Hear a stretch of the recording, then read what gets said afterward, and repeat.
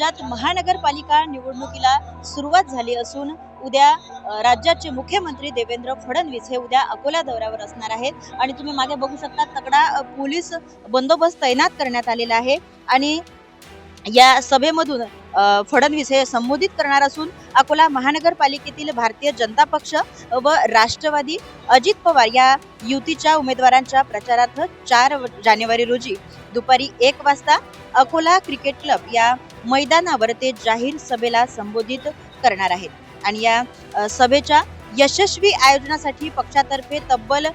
35 विविध समित्या गठीत करण्यात आल्या आहेत आणि महानगरपालिकेतील 76 उमेदवारांच्या प्रचारासाठी मुख्यमंत्री फडणवीस अकोल्यात येत असून या सभेला 40,000 लोकांची बसण्याची व्यवस्था देखील करण्यात आली आहे आणि त्यामुळे या सभेला अभूतपूर्व प्रतिसाद मिळत असल्याचं भारतीय जनता पार्टीकडून व्यक्त करण्यात येत आहे। नवराष्ट्र अकोला, प्रियंका जाधव।